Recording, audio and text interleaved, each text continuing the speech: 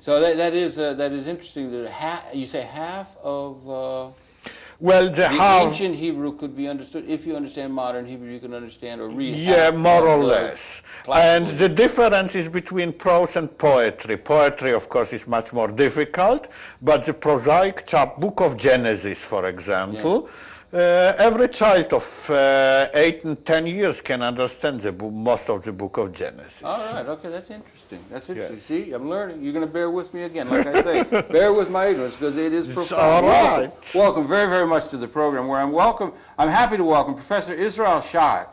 Shahak, and he is a author of a more recent book we want to talk about, and many other writings, an intellectual from Israel, just visiting us now. And I want to show the book. It's called Jewish History, Jewish Religion, subtitled The Weight of 3,000 Years. And I might just say right at the very outset, as we'll be able to show on the cover, it's got a foreword by Gore Vidal, and it's got a statement of endorsement by Noam Chomsky, two very, very important intellectuals here in the United States. And Israel, as you say you like to be called, welcome very, very much to Conversations and to New York City. Thank you. I wonder maybe you could.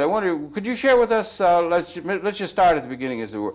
Why did you write this particular book? What are you trying to do? And this book is addressed, it's in English originally, you say you're going to translate it in Hebrew, but it's in English and it's addressed to the English audience, something like myself, a person in America. Why did you write the book? Because one of the important political facts about Middle East and about American policy and generally Western policy about Modern East is that people don't know anything about Judaism, and Jews know even less about the real Judaism of not only of 3,000 years but about present people than the non-Jews know. Really? And yes, because they think that what their grandfather and grandmother practice is Judaism. And to give you an example, ask educated American Jew whether the Jewish religion is monogamic or polygamic, and he will think that it is monogamic. The beginning of monotheism, they would say. Not only, no, that Jews were for most of their history allowed to marry several wives, as many wives as they wanted, exactly like Muslims, and only by Christian influence and only in the last 1,000 years of history, they began to be ordered to marry only single wife. So these are some of the things that would not be understood if you were to ask an educated person himself. Yes. You think it's the same with Christians, or is the same perhaps with Muslims? No, Christians were allowed to marry only one wife. No, but I meant that they may not well understand their history. There's a lot of history, and it's hard to understand the whole of history or even one's own sense of history. And very often we don't know well enough Christians a lot of other things. Christians are ignorant. Yeah, well. Jews, in addition to their ignorance, have a completely false idea that their folklore, that eating bagel with gefilte fish is Judaism. Well, okay. Which is even worse than plain ignorance. Well, all right, there's ignorances and ignorances, and you go into a number of them here, and you also go into, they would be thinking of the ancient times, of the time of David and so forth, and the ancient thing. Well, and there are periods, and you have a classical period. Maybe, what are the main misconceptions in your view that the Jewish people have? The main misconception is that there is a jump between what I call classical period, which is the biblical period, and the creation of the state of Israel, or let's say modern Zionism, and that nothing that happened in between, most of the Jewish history, is important. Yeah. In my opinion, Judaism was created in this gap. It is completely different than what people could get from reading the Bible, the Old Testament. It is full of religious zealotry, of fanaticism, of hatred of the strangers. It is absolutely contrary to what Judaism is represented in the United States, but not in Israel. In Israel, we know, or many of us know what Judaism is, and that those elements have to be pointed out. Just as Americans should confront their own past, let us say slavery and racism and so on, Jews, and of course all interested in Judaism and Middle Eastern politics, should know about Jewish past, which is, let us say, as worthy of being criticized as part of any human group.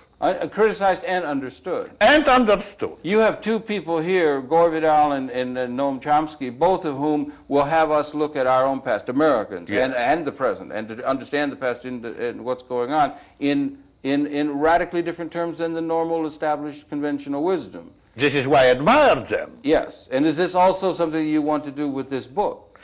Yes. All right.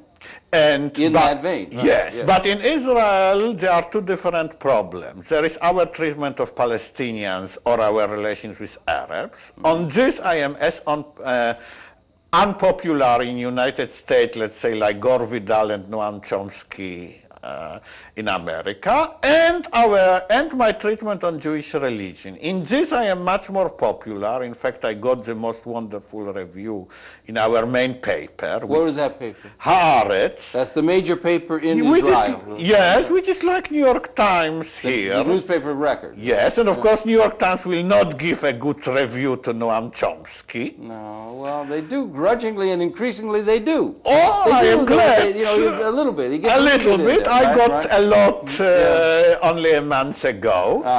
Because we are part of us are aware that our rabbis, the Orthodox rabbis, and here also the conservative rabbis, want to turn us into a theocracy. Theocracy, and they want to rule instead of having democratic rule. And this, among other things, will interfere in people's life. Okay. Now, we want to go back to the original point that you brought up when you said that there's this jump between classical and the state of Israel, right? There's a jump, and there was a formative period or something. Now, when you go to classical, where do we do that? We have, we have a couple thousand years ago, we have Babylon, we have, David, we have Solomon. No, we have like 200 A.D. We are beginning. We have the things in Ukraine and in Poland. And share with us a little bit of the history. The classical period is formation of the Jewish or Israelite nation in Palestine, let's say from the period of the Judges and then the three kings, Saul, David, and Solomon. Let us say from the 11th century BC. It ends more or less with the Babylonian exile at 587 BC. Then a minority of Jews only return to Palestine and continue in completely another way the ordering of their society. Then there is a dispersal of Jews in about final dispersal, 4th, 5th century AD. From that time, the classical period ends for me, and the Judaism as exists now begins. From that time on, first of all, Jews are ruled by their rabbis. Oh, in this time. In this interview, from, let's say, the 5th century BC until the until after the American and the French Revolution. All right. And also, the Jews are never a society, but always a minority. Always a minority, and in diaspora. And in diaspora. And the minority, and this is a very important point, is always at the service of the rulers. All right, that's interesting. It is persecuted, but it is not as much persecuted as the peasants. The Jews are not usually, under modern times, at the bottom of the ladder. They are in the upper range. They are very far above the majority of human population, which were serfs and peasants and slaves. And they were used by the overlords often as bailiffs and as other kinds of and to things. Squeeze the others, exactly. And they were used in that certain sense because they were seen that where they were able to do that, and that put them, one of the points in your book is, that put the serfs, who they were putting pressure on in the interests of the overlords, who got the gain, but that put them in a very bad light in the terms of the serfs. Whenever they were able to garner power, they would direct it at very often the Jews. Exactly. Because they were serving the interests of the ruling class, of the exploiters, of the rulers, of the kings, of the aristocracy, and so on. Yes, and we have therefore to look on Jewish history not in terms of Gentiles opposing Jews, Christians opposing Jews, Muslim opposing Jews, but in terms of conflicts between classes, nations, groups, in which Jews played different roles, but especially they played the role of servants of the rulers, both among the Muslims and both among the Christians. And very often not just servants in a servant sense of bringing waiting table, but servants at a high order. Very High order with a considerable amount of authority over the lower classes, right? For example, Jews within a given country had a freedom of movement. They didn't like it in one town, they could live to another. A serf was bound to the soil. Yes. A slave was bound to his master. This immediately put them above the majority of the, let's say, the wretched of the earth, to quote Fanon. Yeah, there's going to be a general thing among Zionists and others. There's going to be a thing that there were pogroms. There was a constant condition of there being persecution against the Jews by the Christians, and this is part of it, part of the history. There is some of that. But is it overdone in the view of most people? This is overdone. There was a limit. Put it in perspective for it. There was a limit. Let me give you an example. There is one city in Europe from which the Jews were never expelled. This is Rome, because the Pope actually persecuted Jews, limited their right, but never expelled them. The same Pope would never have tolerated Protestants in his city of Rome, so long as he, and of course he would never tolerate Muslims praying in a mosque in the city of Rome, but there were, through all the course of history, Jewish synagogues. In Rome? In Rome. And in the same... the countries, Christian countries, or which never tolerate heretics, which burned all the time witches. Witches were not only pogromized at one specific period, but every witch which could be found was burned immediately.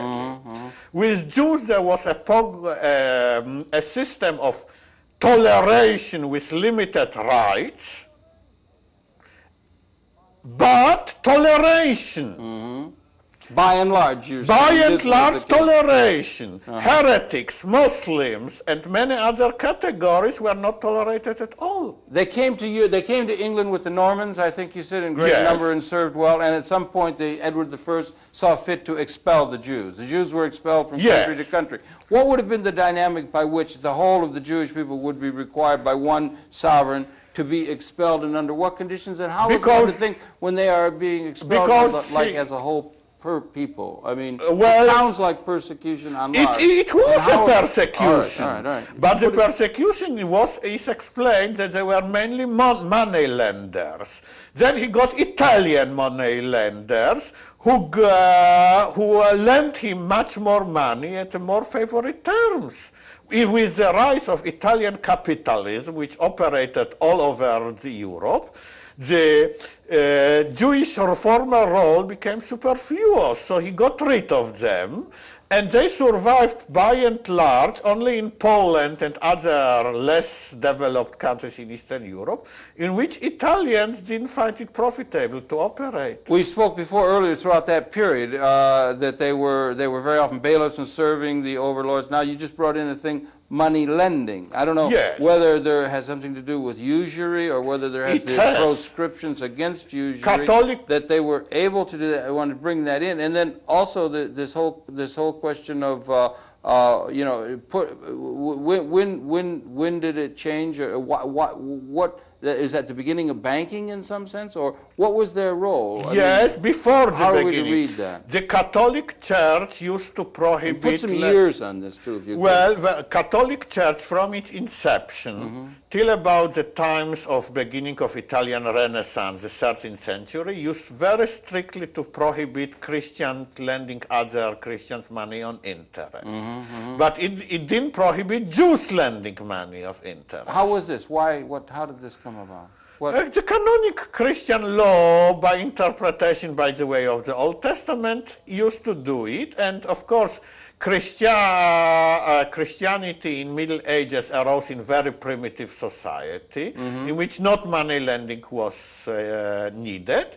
And the Jews lent this money which was needed. And was there not also a prescription among the Jews not to charge interest to their Jewish people, but they could to Gentile? Yes. In terms of their interior. But since they were all in the early Middle Ages moderately well off, they didn't need very much. Now, who was all relatively well off? The Jews. The Jews in early Middle Ages were part of the more wealthy classes. All right. And throughout a great deal of that history that you're talking about. Yeah, and through a great deal. Yes. That's part of a myth that some people would see them as... Then capitalism began in Italy. I mean, not Renaissance, but the early capitalism. The banking system was invented in 13th century in Italy in Florence and so on, and it spread all over Europe. That's where, in your view, okay, you're helping me out here, because I know we had an industrial revolution that started in England and so on, but the banking revolution was in Italy in 13th century. All right. And already there were banks who, in 13th century, who lent money to all the kings of Western Europe, at least. And the Jews, through hundreds of years, become less efficient than the Italians. And from many countries, England and France, first of all, they were expelled. And this question of, in order to run a banking system in a traditional sense, or as it emerged, it was necessary that the concept of interest be one that could be in a normal business-like kind of way, become part of normal business operations. And it became. We now have people in the modern world, just to jump, we'll come back to it, the Islamic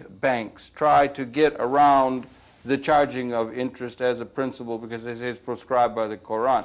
This interest, but the World Bank and the international banking and the world banking system and the world economic system, the concept of interest is a core precept by which the world is economically organized. I believe that by my other ways around, they are finding ways to take interest under another name. And the same when Jews got to Eastern Europe, mainly to Poland, and where they found themselves in another less developed society, and where they become bailiffs and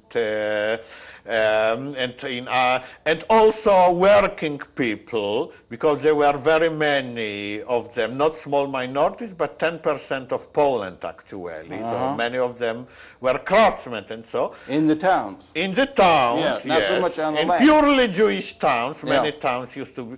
So they had also to learn to lend with interest to other Jews. So they found a way around. Okay. Like Muslims are now finding a way around, and all right. Yeah, that's an interest. That's an issue that still might arise in the world, and so how we're going to organize things. But anyway, so you have this picture. Now, do you find that runs counter to this view of them being in relatively good positions in terms of the whole of the society throughout a good deal of that history? There was persecution, but there was also that they were not as persecuted as many of the serfs and people who were below them. They were intermediary at the interest of the overlords. And they were tolerated. And they were tolerated by and large by both Christian and Islamic peoples throughout most of that history. And that runs counter to what some of the theologically minded people would want to have be the picture of the Jews throughout that period. This runs counter to the opinion of not only of Zionists, but of majority, as I see, of American Jews, who think that all Gentiles, and especially Christians and Muslims, were always anti-Jewish. They're going to be forever anti-Semitic, and they are going almost genetically anti-Semitic. And I am, for example, comparing it to the situation of, let's say, of Indian money lenders in countries like Tanzania and Kenya, or even in other African countries. And when we say that Indian money lenders are not very much liked, even hated in this country, it doesn't mean that Africans are hating all Indians. They are hating the groups of Indians which fulfill a special social role. When this role changes, the feelings are also changing. Yeah, and these things do revolve around money and finance and the interest charge and usury and the social role. Yes. And it comes down to like default, the World Bank and other kinds of more, it gets doctored up and dressed up. But the relationship between those with the capital and those without the capital is still a primary tension within the world. Yes, and those who mediate between World Bank and, let's say, undeveloped countries are usually more hated than the World Bank itself, because poor people cannot see the World Bank, but they see the local money lender. Right, or they would see the bailiff or somebody. Or the bailiff. So I say the same thing was in Jewish history in the diaspora. You shouldn't generalize, you should look on the social role. Yeah, right. And this is going on, and then there became to be a focus up in, let's try and bring it up to the more modern, into the Ukraine, into Poland, and into the concentrations in Tsarist. I know there was a Khazar development. There were a great number of people who became Jews after. Is that a myth? This is a myth. That's a myth. Okay. You could clear that up. How did it come to be that there was such a concentration of Jewish people in Ukraine, in Poland, and in Tsarist Russia? Very simple. The Jews who emigrated from Germany and other West European countries to Poland have found an undeveloped country, a thinly populated country, in which there were almost no towns. They, as town dwellers, founded new towns, little or settled in big towns. They multiplied, and in a very short time, they multiplied to, as I tell you, to 10% of the country. The same thing happened to the modern history. You see the population of Eastern European Jews between beginning of 19th century and First World War, 114 years, increased sevenfold in spite of the big immigration to America. There is an increase for population when there are good conditions. Okay, all right. And just I want to go back real brushstroke over that long history up to that period and say, because we made it sound a little bit perhaps idyllic in some people's minds and thoughts of it. There was anti-Semitism. There was always some anti-Semitism. Yes, there is always some xenophobia. Anti-Semitism is a form of xenophobia. And on this earth, there is always hate of strangers. Right, by everybody. By every group, greater or weaker. And it is I completely oppose treating anti-Semitism as an isolated phenomenon.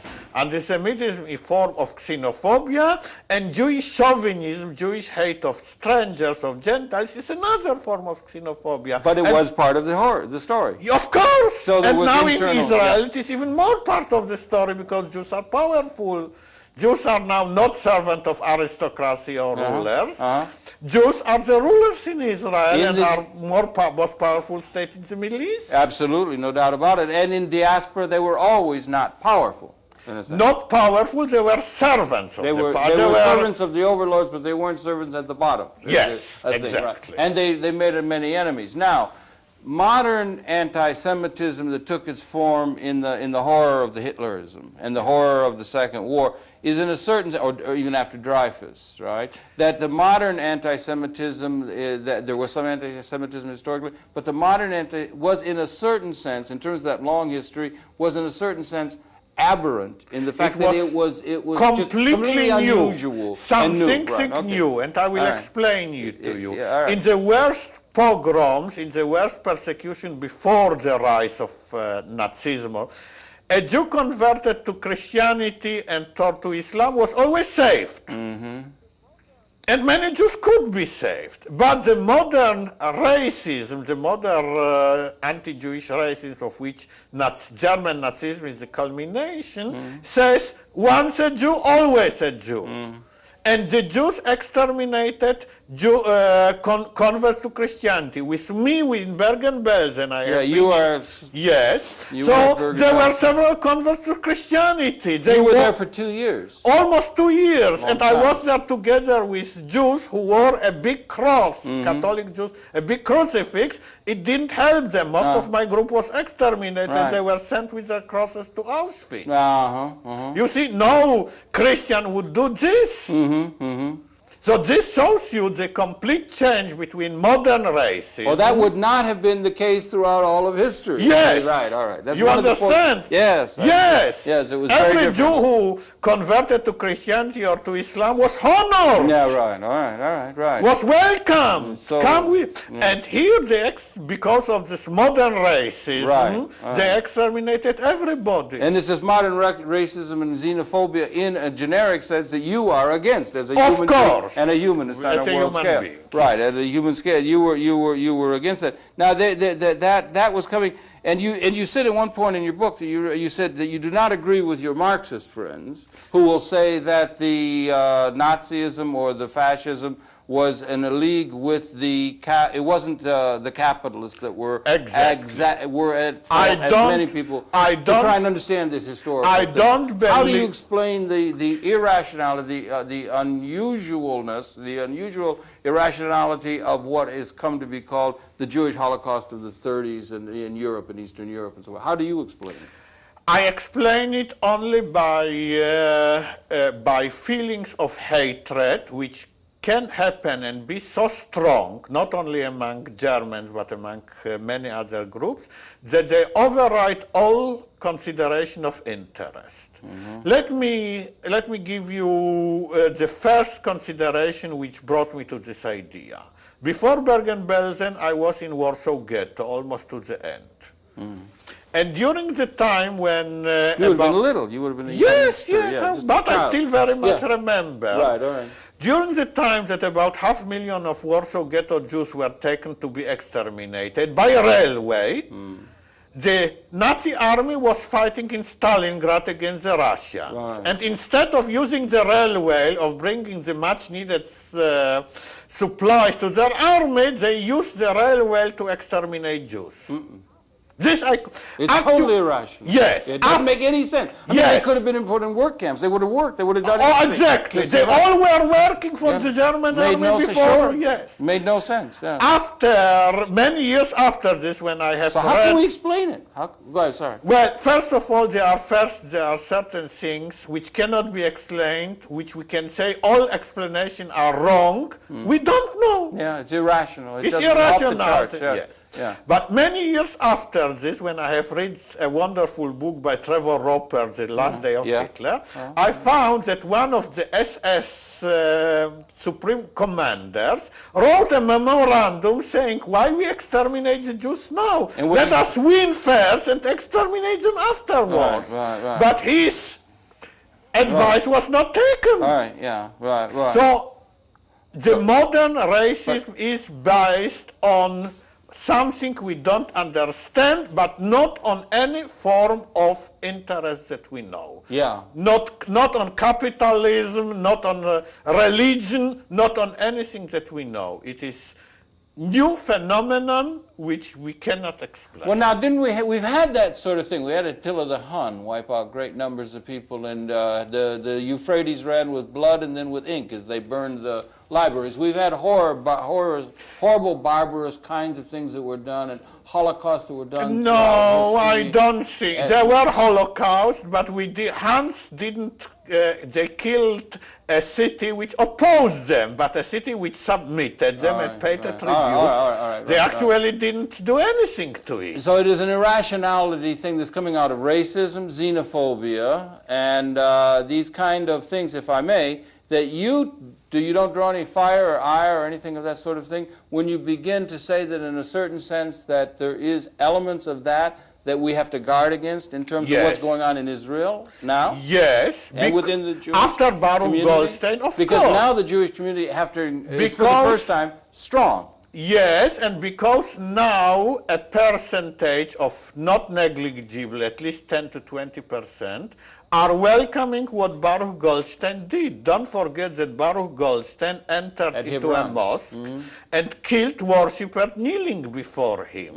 And that he's treated now by a certain section of Jews as a saint. Now we're into Israel proper, and the Zionism has happened. I mean, we were talking historically, the Zionism came as a development. It was led by the Ashkenazi by and large, right? And the Polish... Well, it was led by Jews, by secular Jews who rebelled against Orthodox Judaism, but Orthodox Judaism survived and influences many people in Israel itself. And that's one of the themes of your book, is that for the Jewish people, they were freed from the tyranny of the rabbis and of the Orthodox religio holding that the Jewish religion had been for many of the Jews throughout its history. Yes. That's another sub-theme of your book, right? Yes, and I am saying also that many things that you associate in this country with the Jews, for example, so many distinguished Jews in the last 200 years, the Jewish humor, and so on, are product of not of Jews, but of Jews who rebelled against Judaism. They rebelled against the Judaism in the intervening period, against themselves, against their past. Is it like the Protestant Reformation? Is it the Protestant? Like more like Renaissance. Except because, but you had a... yes, but here, more religious, and you have this whole, you have here, Israel, as you understand, we have the Reform, we have the Conservative, we have the Liberal, we have the various kinds of more secularly oriented, but they still go to shul. I think not Reform and Conservatives, but the Jews more or less of European models who criticized everything. I am not for Reform and for sure not for Conservatives, because Reform advocates the change by convenience. We take the car to the synagogue, which is convenience. I am saying that many things in our Jewish past are wrong. Well, what I'm trying to say is that it's not only just Orthodox, you're not either Orthodox or secular total with no religion, right? Or do you think that we should abolish religion as any grounding thing for the Jewish people at all? Would you like to do away with religion? Are there any mediating I think we should criticize religion. Like the Christianity criticize itself, maybe by the promptings of the others. After all, Christianity admitted that it was anti-Semitic. All the Christian denomination admitted it. Yeah, finally. They admitted that it supported slavery. They admitted many wrong things. My real attack against all Jewish existing denominations is not that they are religious, but they are not admitting that their religion was mistaken and did wrong, as so many Christians and other religions are admitting. It's the thinking that they have revealed truth, and the absolutism that comes with revealed truth, and the orthodoxy and the fundamentalism, in a certain sense, the term we use with Muslim, but it can also be in the Jewish camp as well. Of course it exists among the Jewish, but the others, the Reform are not fundamentalists, but they will not criticize the past. Yeah, they will. I want them to criticize the past. Criticize the past so that we can learn from the past in order not to have to repeat the mistakes of the past. Not only to say what is convenient now. We have to. I am among those people who say the roots are important. The roots of every human group are important. And therefore the Jews have to learn about their past, and learning means also criticizing. Yeah, and so the reaction to that, yeah, it might be, and there were some people who would have taken umbrage at the Jewish saying that they were the chosen people. They are the chosen people. That kind of ethnocentric view you can also find among the Hutsi and the Tutsi. You can find it among xenophobia is to be found among every group in the country. But do you think there was a special thing attached to that in terms of, because they will say that they were, and that you say in your book, it seems to be a sub-theme of your book, is that internal to the Jewish community itself, is they deliberately isolated themselves from any of the Gentiles, apart from the persecution directed at them, by their own internal psychology of thinking they were above, in a certain sense, these people among whom they were forced to live. Exactly. Not even in Palestine after the biblical times, there were Israel. You see, there is a Hebrew name well known in America, at least in New York, Goyim. Goyim. Gentiles, which means this word doesn't exist in English. You don't have a word in English which will combine the Tutsi with the Japanese and with the Americans. this word doesn't exist in the Bible, in the Old Testament, or it existed, it means it has now this meaning. Yeah. This chosen attitude that we are completely separate than everybody else. Yeah, we're the chosen people, We are and the that our chosen- truth is somehow better than other truths. Not Is only, widespread among people in the world. yes, And is the basis of xenophobia and other things that are leading, and ethnic identities that are writ so large, Exactly. and Nazism. Aryans, they thought. Well, if you- They thought Aryans were the chosen people and the Jews were the Untermenschen. yes, exactly, Yeah, exactly. right, yeah. So I am saying that people should be aware, and Jews first of all, that the same attitudes which can lead to the same disasters if not checked, exist among the Jews. And there, the duty of, first of all, of the Jews is to point about those possibilities and to warn against. And to warn against the interior to themselves in a certain sense. And you say the accomplishments of the Jewish population in the modern experience has been absolutely fantastic. In every field imaginable, they have contributed.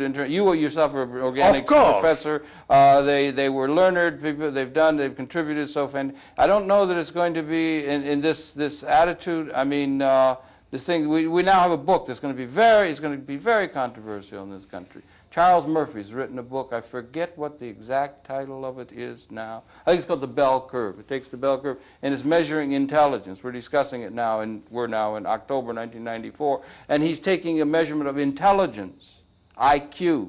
I don't believe in IQ. Well, all right. Let me finish this thought, though, then, Ezra. Then you could go to it. But he's taken the idea of IQ, and he has said that between the various groups of the country, of the world, and on a racial basis and other terms, that some people, groups have a higher IQ, and those who do well have a higher IQ because they do have a higher IQ. And they have, for instance, he sees a higher IQ between the white, Caucasian, and the Negro, right? So you can see this is going to create, and this is part of the reason why they have not done well, the Negro. No. And he has in there that the people, as a people in the world, who have the highest IQ in the world, can be measured of all the people, are the Ashkenazi Jews.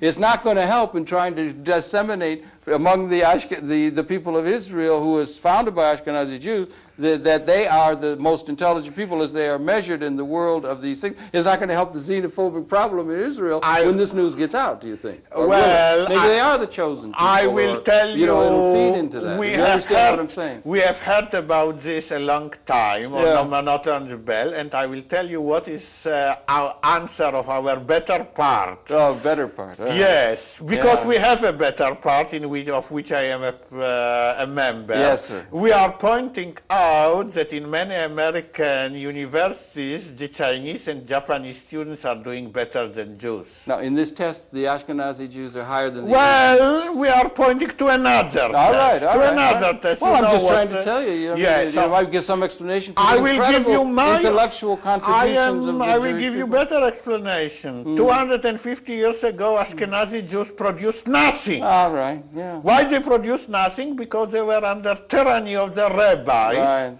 Under the tyranny of the rabbis. Yes, it is the liberation from the rabbis and from the Jewish orthodoxy, which by a contrast produced this great flourishing, which I don't deny, of Jewish genius. The same thing happened in ancient Greece. When the Greeks liberated themselves from their old customs, look on the 100th century of the classical, of 100 years of classical Athens, what Athens and a small part of Greek were produced. Look what the Italy Renaissance Also, it's very dangerous. This whole business of ethnocentrism and xenophobia, as you say, is very, very dangerous, because when you think about it, it was that kind of thing, that kind of argumentation that was going on that 50 years ago, that the Jewish people were seen by the Nazis, who were in power at that time, as Untermenschen. Exactly. Right? And it's very, very It is wrong, dangerous, and has to be fought.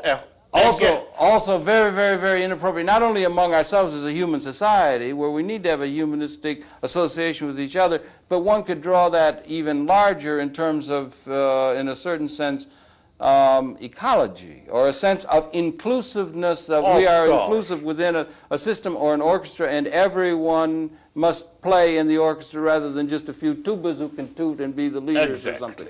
Right? But I will point to another thing. But we have such ideas that you quoted are also dangerous for Jews and Ashkenazi Jews, because by believing in their superiority, they are losing their mind. And they have, if I'm not wrong, and I don't know, I've not been there much, but there is a problem of the way in which they have dehumanized in the minds of many, some of the Zionists and others in Israel have tended to or maybe I'm wrong, straight me straight if I'm not, have tended to dehumanize the Palestinian peoples, who very often whose land they have taken, and the Arabs in general, and perhaps even extending that out to the Muslim or the Islamic world, right? And that it's a dangerous thing. Now that they are powerful, there are new responsibilities that should come with that. No? Of course, they dehumanize the Palestinians most, also because of their military weakness. Because let me tell you that the most important thing which I want to convey is that our attitude on general Israeli Jewish attitude of dehumanization to Palestinians is not so extreme as the average attitude of American Jews. That's interesting. I want to point to you that the majority of organized American Jews are supporting the Israeli right wing and the extremists. All right. More than they are supporting other people. And I want to tell you that a good proportion of the facts about our oppression and dehumanization of Palestinians comes from Israeli Jews. And that I have noted, or I want to tell that my position in Israel among my Jews has improved, but of course it has not improved among American Jews or American organized It's Jews. improved from when to when? What made the difference, do you think, in the improvement in the Israeli attitude toward the Arab peoples or the Palestinian peoples? Two things. Modernization, which means, first of all, acceptance of modern fashions, travel abroad, and so on. By the Sapras? Yes, by the Sabras also, but by all the younger generation. And second, I will surprise you, military defeat. We were the worst from 67 to 73 when we thought that we are absolutely powerful. It is like in America and Vietnam.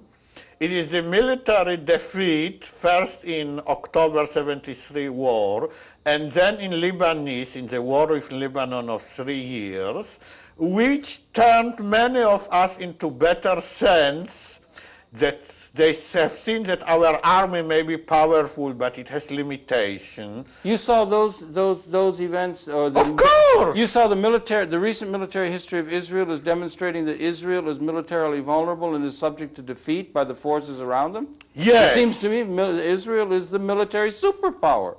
But 200 atomic bombs they've got. But on Condé, the same was true about America, so long as it was not involved in Vietnam, deep in Vietnam.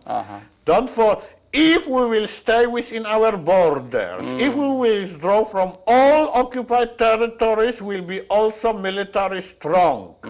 The more that we will oppress other people, I mean Palestinians, and the more that we will hear Mr. Sharon and his many American friends and invite other countries, we will become vulnerable. America was vulnerable in Vietnam in spite of its atomic bombs. If we are staying within our borders, we are the strongest country in the Middle East. If we will strive for hegemony and if we will oppress another people, this is also a military weakness, in addition to injustice which comes first. So then the question becomes the borders, and there's different kinds of borders. There are those who say must have Judea and Samaria. There are some who say that you must have Sinai into Babylonia. There are some in Cyprus, and there are greater views of it that have been written into the thing. And there are some who say you must come back from the West Bank, you must create a Palestinian state, a two-state solution. There are some who would say, radicals on the other side, who would say there ought not to be a state of Israel at all. And that you should have stayed where you were in diaspora, and the state of Israel, Zionist, the whole Zionist enterprise was wrong from the beginning. Those are some extreme positions that could be taken, and Well, first of all, even if Zionist enterprise was wrong, we are living where we are living. Maybe extermination of Red Indians was certainly wrong, but the people great majority of people who are living in the United States cannot go back from where they come. But you only have a handful of Red Indians. You're not surrounded by many more. If we were on the eastern seaboard in New York City and we were surrounded by many millions of our numbers of Red Indians, the situation might be different. Colonialism, if it was seen like that, European colonialist powers had to retreat from all around the world, all of Africa, India, they had to pull back everywhere, the European experience. And do we see the Israeli, the Zionist thrust being modernization tied into the West, and that being a tie-in of the West into that large Arab underdeveloped world, that we are going to tame that world and bring the Western model to that, and they will all become like America, and Israel is an extension of the West, and that it's an extension of the West into that Muslim world, and they are going to have to be brought around and learn like we learn and understand, and it is a conquering attitude that is held, and after all, they've won the war, and why shouldn't we be able to just dictate the terms? They were, after all, able to dictate the terms under which they were going to talk to any Palestinians whatsoever. And they are doing it from a position of absolute power. Now, that's the way some people see it. And why should we have to put up with these people complaining? Well, just some things to talk about. Well, I will take two parts of your long question. First of all, many of us are deluded that we can dictate to Palestinians, but the War of '73 persuades great majority of us that we cannot dictate to Egyptians, and we actually returned all the Sinai. True. And now the strength of Syrian army has persuaded, let's say, half of us that we cannot dictate to Syrians. And funny as it sounds, it is true that we are respecting to some extent the Hezbollah because they fight well and were not defeated by us. But there is one very big difference between the Israeli Jewish society and colonialist society, which is that Tel Aviv is cleaned by now by Jews. All the, let us say, there are no Arabs in Tel Aviv, or very few Arabs in Tel Aviv, who do, let us say, the menial jobs. And in the Israel that I remember... Whereas they did in the past. I mean, not in all the past. Before '67, even Western Jerusalem was cleaned by Jews. And all Israel as it existed in '67 was practically run by Jews in all the jobs. So there was the big difference between Israel and the settler states and the colonialism is that by whatever means, I accept by unjust means, a society similar to Massachusetts in 18th century was created, which is in which it serves itself. Yeah, you say you accept the injustice. You accept the injustice delivered down on the Palestinian people, and there were some who backed off from that. But you, at the same time, are trying to, in a certain sense, if I may, you're trying to, in a certain say, we must, as Jews, divorce ourselves from the ancient historical ties to that land and the ancient historical myths and mythologies that we have. Yeah. And yet Zionism is, in a certain self, tying itself to that old history and saying this piece of real estate is unique and it's part of the Zionist This I oppose, because actually Tel Aviv is not mentioned in the Bible except as a town in Babylonia. No, but the land is. The land is. The land of Jerusalem. And for thousands of years they said next year in Jerusalem. And there is that special tie coming out of the history. And while we want to remember the history, you also want to remember the thread that would give a special tie to this territory that is the basis of the Zionist claim of the earth. Even this is falsification, you know. Excuse me, because you are... The next year to Jerusalem means attachment to the temple. What the Jews were faithful the 2,000 years, what they prayed. What they hoped for was a re-establishment of the temple and the animal sacrifices. Well, maybe that's coming. They're going to maybe, build the but this is what I am opposing. Yeah, but you're opposing it. But doesn't that give a certain kind of special quality to the let's take loaded terms. The invasion by Ashkenazi and North American Jews to take over the land of the Palestinians and to take it over, that there's a reason behind that, and the reason is based on the historical ties the Jewish people had to that part of the world, and that necessarily is tied into much of the Old Testament and the old thinking and the the Ptolemaic thinking and that sort of thing. And this is what I am denying. All right. And this is what I am denying absolutely. Mm-hmm. I base my claim only on the existence of Israeli Jews who think themselves Israeli Jews, who are a living community, and for whom Israel in 67 borders is their home.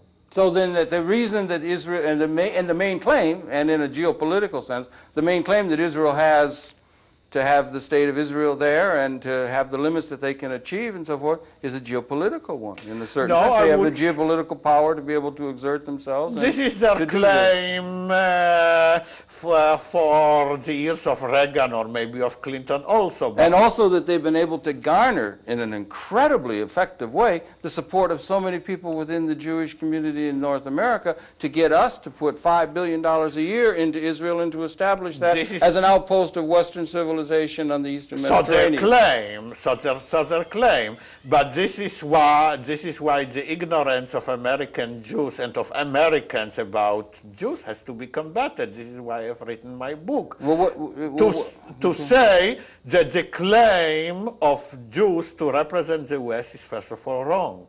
The Jews, the authentic Jews, don't see themselves as representing the West. They see themselves as a chosen people. By definition, therefore, the West are not part of the chosen people. They are Gentiles. They are Goyim. Right. And so, in a certain sense, the egotistical Western view in terms of the broader world history, in fact, that's been part of the xenophobic view of colonial powers throughout the history, that they must have the white man's burden of bringing civilization to the rest of the world. And, maybe the thing is that there's another book that's popular now in the United States called In Support of Elitism, I think it's called. But the question is, there are certain elite peoples, and we should recognize, and this trend and this tide, I'm afraid, is happening in our country, and I don't know if it's happening in Europe as well, an assertion of the Western civilization's need to bring their institutions to the world. The World Trade Organization, the multinational corporations are coming now, so that the powerful are going to be able to lead the weaker of the world, and that's the way it ought to be. This kind of view of the world just based on pure geopolitical power and strength and economic power and strength. Well, this is a view which has been adopted, I am afraid, by the Israeli government, more by Labour Party than by Likud. Rabin happens to be the greatest admirer of the World Bank and of IMF and of Reagan and Nixon, of all prime ministers of Israel. Well, they're going to get Reagan and Nixon supporters coming stronger in this country all the but time. This is what I am opposing, and I am also pointing to the contradiction in these views. Those in Israel who want to expand and be chauvinistic, they don't want to serve the West. They want to serve the Israel and the Israeli Jews. I am pointing to a very important contradiction, that this view will mean that Israeli Jews will have it much worse than during what I call a reasonable peace.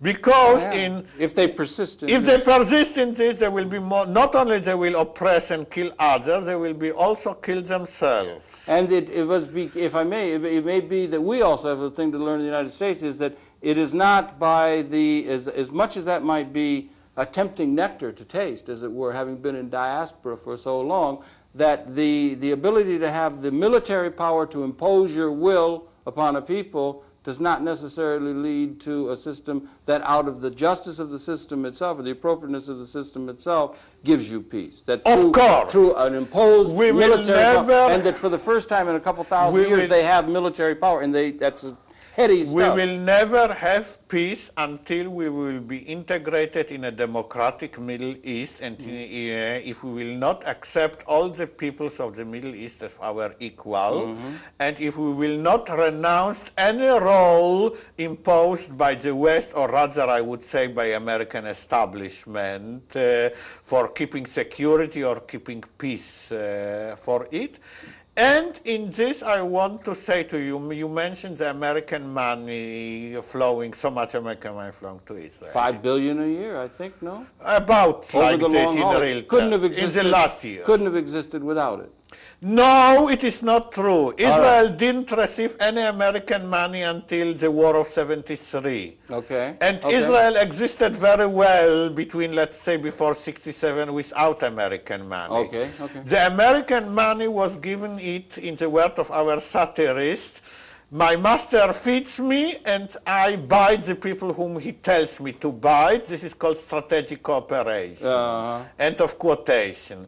We should renounce this and we will live much better by other people live by normal trade relations without weapon industry, without... If your surrounding neighbors can be convinced in a certain sense, Saddam Hussein and others who have that, if they can be defeated in a war that again is being, that again is the war clouds are there again. There is Iran, there's Hezbollah, there's just poor Corporal Waxman was killed. You have this tremendous Hamas anti-PLO, even the accord, the slight accord and the slight recognition that was given grudgingly to Mr. Arafat and so forth, that was done, and you have opposition within your own country, that is that they're going to be able to find that the Arab peoples, unlike the North American Indian peoples, are going to agree to this, and they're going to agree to this because by and large you have the military power to force them to do it.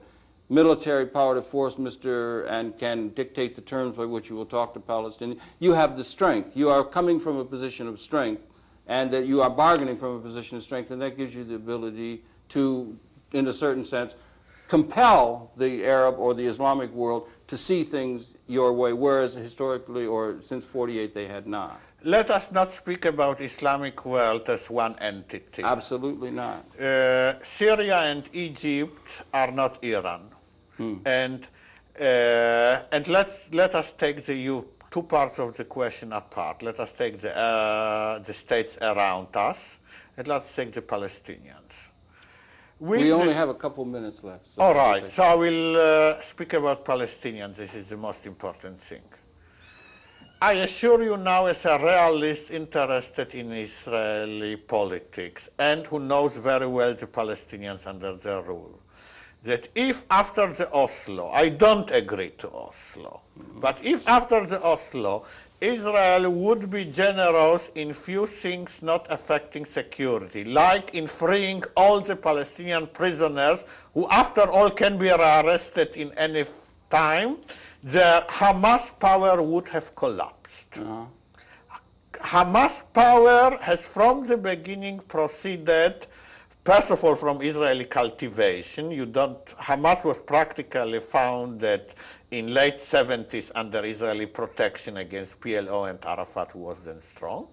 But it proceeds from the oppression which is inflicted on Palestinians in few insufficient things like in freeing of prisoners, in restoring the confiscated lands, part of them are not used. Israel would be truly generous immediately after the Oslo. Waxman would be alive. Yeah, but they haven't been, and there's still forces that do, and there will be reactionary forces among the Israeli people who want to break bones as they did, during the Intifada and so forth. So the problems are still there. It's still the flashpoint of the world in a very real sense, in the most dangerous area of the world. And I think the Hebron shooting, the killing of Mr. Waxman, Mr. Arafat is in trouble. He can hardly get any support for whatever the few things that he's trying to do. Are not there. And then you also have, just at the last minute, you have the Natura Carta, who were the ultimate Orthodox people who take a larger view and say that the whole venture of Zionism by these secular-minded smart alecky, secular-minded modernists and so forth who disregard the fact that it was the call of the Torah that this was to be done peacefully, with first respect for the people who were living there, and after Mashiach, this is all to be thought of as being part of the mythic pattern that we should try and divorce ourselves from. We have about 30 seconds. Well, I will tell you that although I am pessimistic for the short run, and things will get probably worse, especially in regard to Palestinians, I am optimistic in the longer run because I think that democracy is going to win among the Israeli Jews and also among our Arab neighbors. It's got to win out in the whole world. Really. In the whole world, of course. Sir, welcome. Thank you very much. It's been your pleasure to have the Perception. Israel Shahak. Forward by Gore Vidal, written by Noam Chomsky, published by Pluto Press. Pluto Press and distributed by Westview in this country. All right. Jewish history, Jewish religion, the weight of 3,000 years. Happy to be able to bring you those perceptions. We invite you to tune in again next week. We'll be coming back then. Israel, once again, welcome very, very much to New York City. Thank you for participating. Have a wonderful tour here in New York City. Right? Thank you very much. Okay. See you next week. That's it. Goodbye. And again, welcome very much for coming. Thank you.